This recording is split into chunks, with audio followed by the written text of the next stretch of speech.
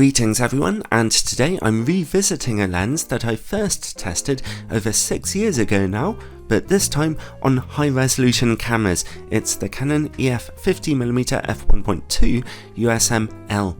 I'm going to be adapting it onto my 45 megapixel Canon EOS R5 for this video, as well as my APS-C camera, a demanding 32.5 megapixel Canon EOS M6 Mark II.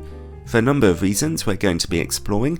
It's one of those love it or hate it lenses, drawing both its admirers and scornful mockers.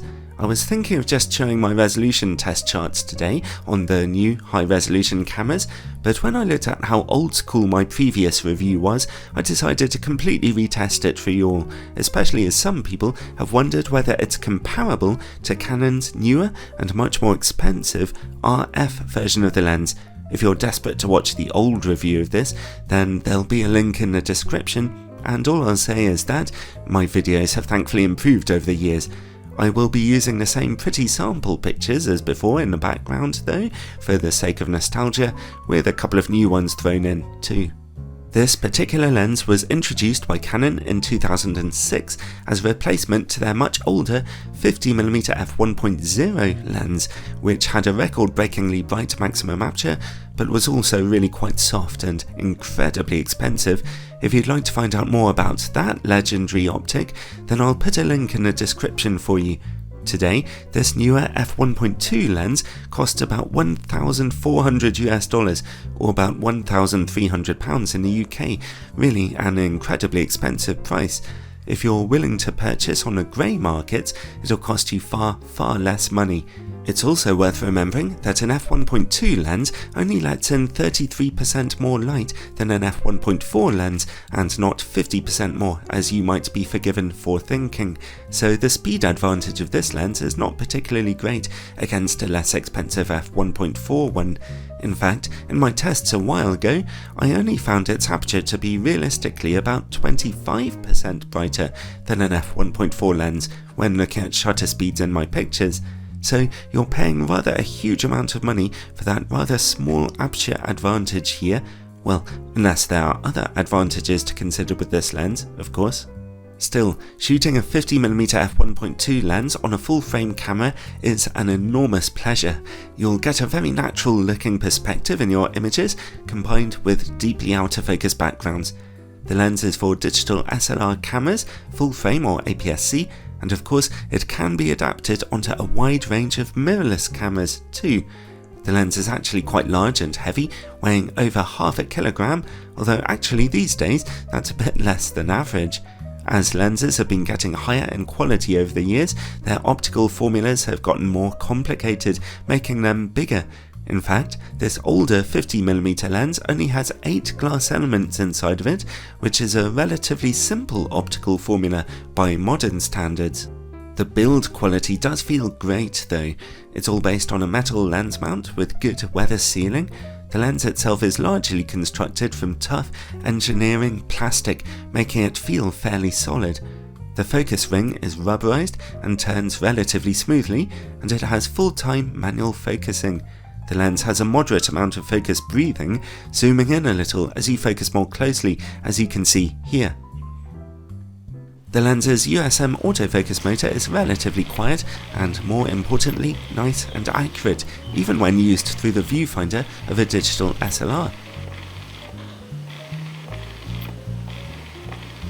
It worked fantastically well when adapted onto my mirrorless EOS R5 camera too. However, it only worked averagely quickly by modern standards. The lens does not feature image stabilization, but as you can see here, if your Canon camera features it, then you get some nice steady results. Overall, the build quality of this lens is really nice, which is probably why it was so popular with wedding photographers and other professionals for so many years. It just handles and works so quietly, so solidly, and so well that it's a pleasure to use. Okay, image quality. I'm going to be ruthlessly punishing this lens first on a 45 megapixel full frame camera, adapting it onto my Canon EOS R5. The good news is that straight from f1.2 we see some very good sharpness in the middle of the image with good contrast. However, rather a lot of colour fringing is visible here, both purple and green, and in the corners we see a lot of softness manifested as low contrast. A huge amount of ghosting is visible here on contrasting edges. Let's drop down to f2. There's a marked improvement in contrast in those corners now, although resolution is still on the soft side. Back in the middle we see very good resolution and contrast, but still some magenta colour fringing remains.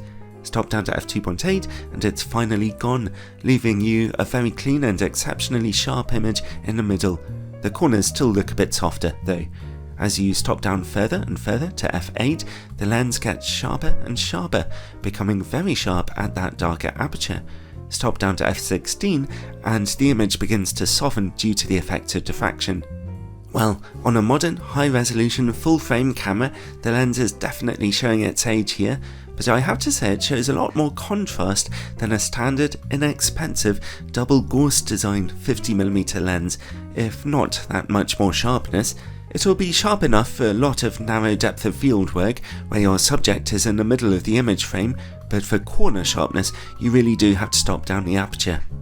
Okay, let's mount it onto a very high resolution APS-C camera, my 32.5 megapixel Canon EOS M6 Mark II. At f1.2, some reasonable sharpness is being captured in the middle, but that colour fringing on contrasting edges is greatly emphasised, being rather out of control now. The image corners look very soft. Stop down to f2 for a lot more contrast in those corners and more detail. The middle of the image looks a lot sharper, although some colour fringing still remains. Stop down to f2.8 to see excellent quality in the middle of the image. The corners still look noticeably soft though.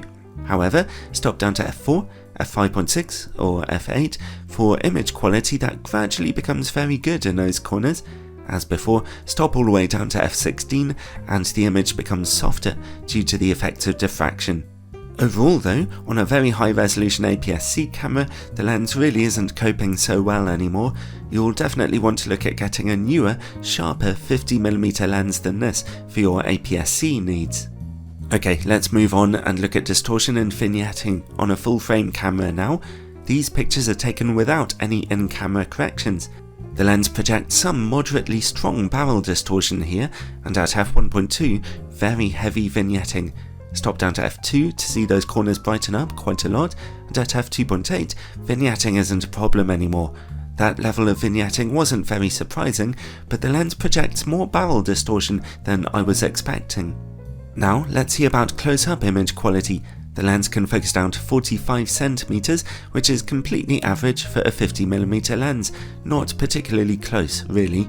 The lens is also clearly not optimised for shooting at close distances, leaving us with very soft images at f1.2.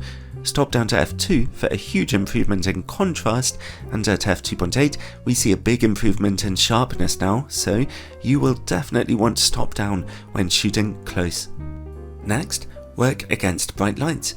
When they get into your picture, you'll see quite a lot of glaring, although when they're on the periphery or not too bright, then a lens does hold on to its contrast here, just about. And now, bokeh. That's a very important quality for an f1.2 lens if you want to get your backgrounds nice and out of focus. The results from my sample pictures were very complicated. The lens has a bit of a Jekyll and Hyde nature here. Sometimes the bokeh looks lovely and soft, especially when it's deeply out of focus, it can look really pretty attractive. But unfortunately, you'll often see some pretty strong green outlining on bokeh shapes in your background, and out of focus areas and transitional zones can look really messy too, so overall I didn't really like this lens's bokeh. Related to bokeh is longitudinal chromatic aberration. It's pretty strong on this lens, as you might imagine from all that green highlighting that I showed you in its bokeh. We see strongly coloured green and pink highlights here before and after the plane of focus.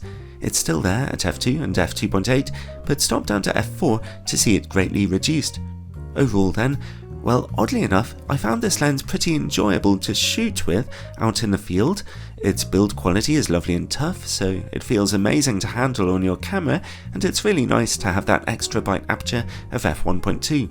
The problems come when you get home and start editing your pictures on a computer. On a high-resolution camera, the lens really does have some serious problems at apertures brighter than f2.8, with softness, all kinds of colour fringing too. It carries a bit more contrast than some older 50mm lens designs that are cheaper, and that is a nice advantage. But overall, while the lens can still get you some nice images, technically it hasn't aged well at all. Honestly, you'd be miles better off getting a far sharper Sigma 50mm f1.4 art lens at about half the price.